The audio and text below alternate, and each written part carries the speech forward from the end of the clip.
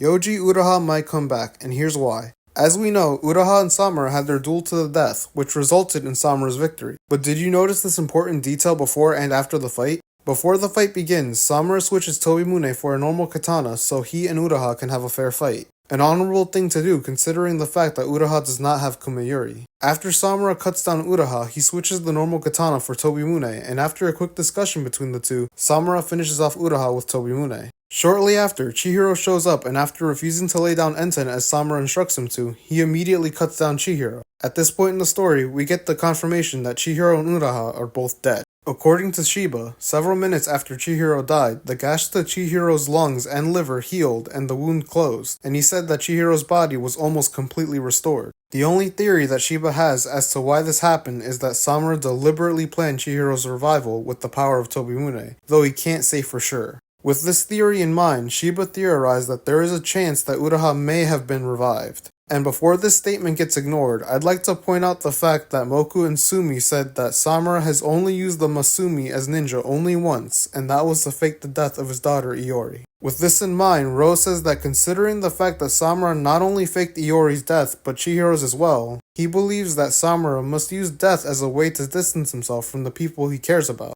With all of this in mind, here's my conclusion. As the person who taught Uruha his sword style, Samura cares a great deal about him, enough to not drag him into hell and sever his contract with Kumeyuri. He does this in the form of a duel using a normal katana out of respect for Uruha. Once Uruha is injured enough to not fight back, Samura finishes the job with Tobimune. Uruha may have been severely injured with a normal katana, but his life was ultimately ended with Tobimune, and if Tobimune can revive anyone it's killed, then Samura has the option to revive Uruha, and if he does, Uruha is likely undergoing emergency treatment as his wounds from the normal katana won't heal the way Chihiro's wounds from his fight with Hirohiko didn't heal. Samura is likely hoping that this will keep Uruha out of the fight, but knowing Uruha, once his treatment is complete, he'll likely join Chihiro when the time is right.